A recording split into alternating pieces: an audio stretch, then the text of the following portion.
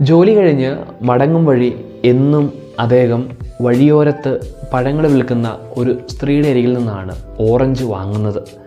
അദ്ദേഹം ഓറഞ്ച് വാങ്ങിക്കഴിയുമ്പോൾ അതിൽ നിന്ന് ഒരെണ്ണമെടുത്ത് അത് തൊലി കളഞ്ഞ് ഒരെണ്ണം കഴിക്കും. എന്നിട്ട് ആ സ്ത്രീയോട് പറയും, ഇതിന് എന്ത് പുളിയാണ്, ഇതാണോ നിങ്ങൾ എനിക്ക് വിൽക്കുന്നത്? ഇത് പറഞ്ഞിട്ട് ആ പൊളിച്ച ഓറഞ്ച് മുഴുവൻ ആ സ്ത്രീയുടെ കൈകളിലേക്ക് നൽകി അദ്ദേഹം പതിയെ യാത്രയാകും. എന്നും അദ്ദേഹം ഓറഞ്ച് വാങ്ങും, എന്നും ഇത് തന്നെ പറയും.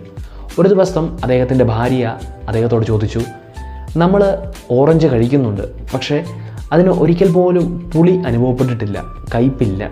പിന്നെ എന്തിനാണ് നിങ്ങൾ ആ സ്ത്രീയോട് അതിന് കയ്പാണ്, പുളിയാണ്, രുചിയില്ല എന്ന് പറയുന്നത്?